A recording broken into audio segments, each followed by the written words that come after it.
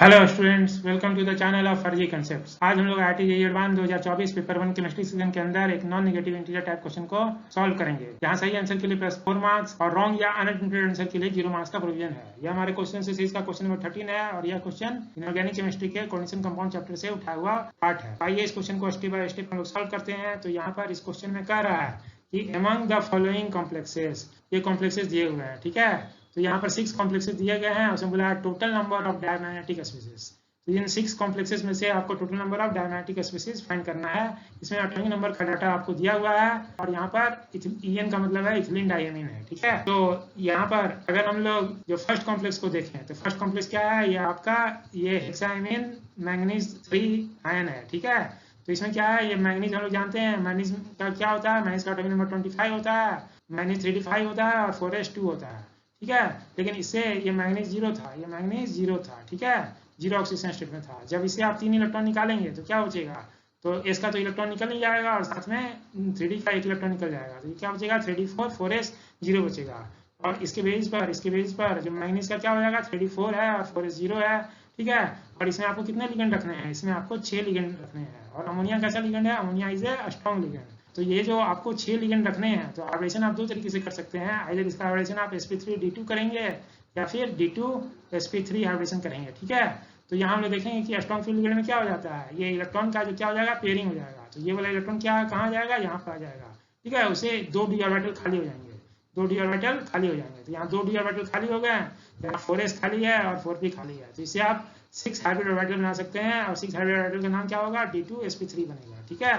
तो यहाँ पर हम लोग d2sp3 हाइब्रिडेशन इसका कर देंगे क्योंकि यहाँ स्ट्रॉन्ग फील्ड लिगेंड था और इसमें पेयरिंग हो गया, ठीक है। तो इसके बेस पर क्या हो जाएगा, यहाँ ये d का 2 ऑर्बिटल और s और p3 है ना। तो d2sp3 हाइब्रिड ऑर्बिटल आपने बना दिया और इसमें क्या होगा, ये 6 अमोनिया लिगेंड अपने 6 लोन पेयर इलेक्ट्रॉन वो दे देगा, ठीक है।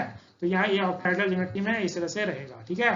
तो ये जो आपका जो कॉम्प्लेक्स है, ये कॉम्प्लेक्स में क्या है, 2 अनपेयर्ड इलेक्ट्रॉन रह गया, 2 अनपेयर्ड इलेक्ट्रॉन रह गया। तो 2 अनपेयर्ड इलेक्ट्रॉन होने के कारण क्या हो गया, ये पैरामैग्नेटिक हो गया।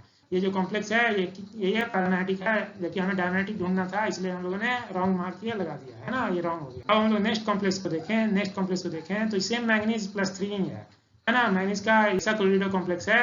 तो यहाँ पर क्या है, मैंगनीज का +3 ऑक्सीजन स्टेट है। तो यहाँ पर भी इसका इलेक्ट्रॉनिक कन्फर्मेशन वही होगा, मैंगनीज +3 का।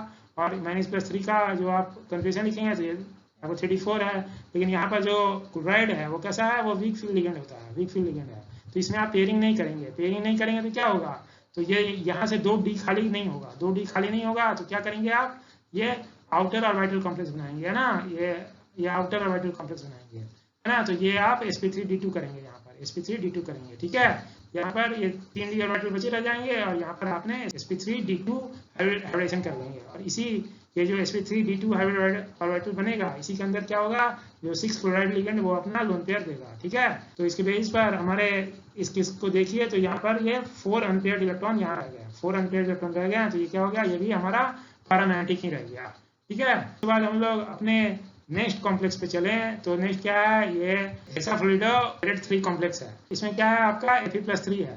Fe+3 में जब होगा तो ये क्या होगा, ये 3d5 होगा, क्योंकि Fe का क्या होता है, 3d6 4s2 होता है। तो उसे 3 इलेक्ट्रॉन निकालने के बाद यही आपका इलेक्ट्रॉनिक कन्फर्मेशन होगा Fe+3 का।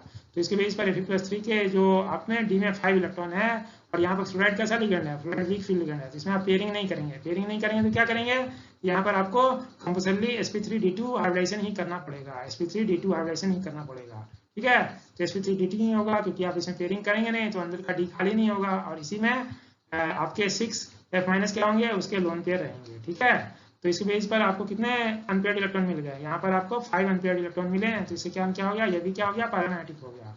इसलिए ये भी क्या आएगा, ये भी आपका पैरामैग्नेटिक हो जाएगा, ठीक है। अब हम लोग नेक्स्ट कॉम्प्लेक्स में चले। तो कोबाल्ट भी वैसा ही है। तो कोबाल्ट का यहाँ ऑक्सीजन नंबर क्या होगा, +3 आएगा।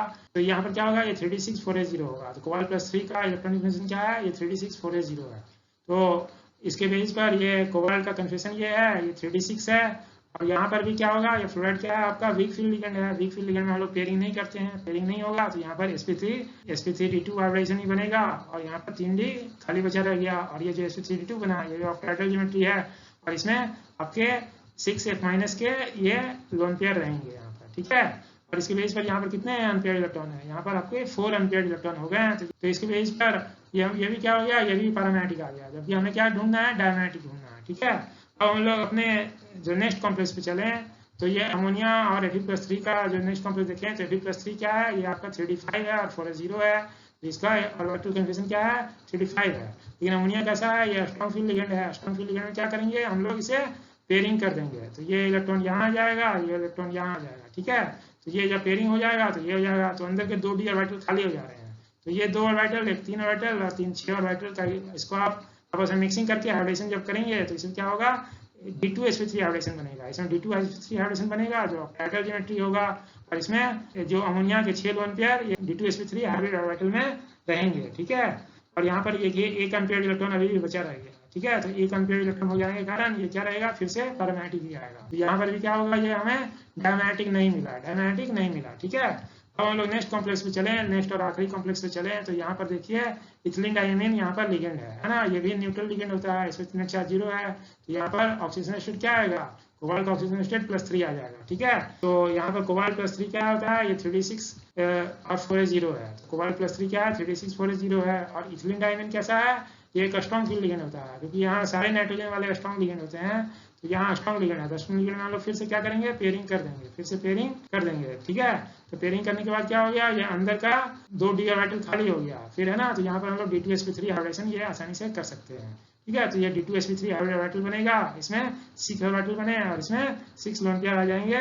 इथिलीन डायमीन के 3 इथिलीन डायमीन से 6 लोन पेयर आ जाएंगे, क्योंकि हर इथिलीन डायमीन पे क्या है आपका 2 लोन पेयर है ना, तो ये 6 लोन पेयर आ गया। तो यहाँ पर देखिए कोई भी अनपेयर्ड इलेक्ट्रॉन नहीं है, इसमें नो अनपेयर्ड इलेक्ट्रॉन है, तो ये क्या होगा, यही एक ऐसा मिला जो कि क्या है, डायमेटिक है, यही आपका डायमेटिक। ठीक है, तो यहाँ पर 6 कोऑर्डिनेशन कॉम्प्लेक्स में हमें सिर्फ एक ही कॉम्प्लेक्स ऐसा मिला जो कि क्या है, डायमेटिक है, जिसका आंसर क्या हो जाएगा, इसका आंसर आपका 1 हो गया, इसका आंसर 1 हो गया। इस बेसिस पर हम लोगों ने इस क्वेश्चन को सॉल्व कर लिया है, और इसका आंसर क्या है, इसका आंसर 1 है। ठीक है, थैंक्स फॉर वॉचिंग, थैंक्स।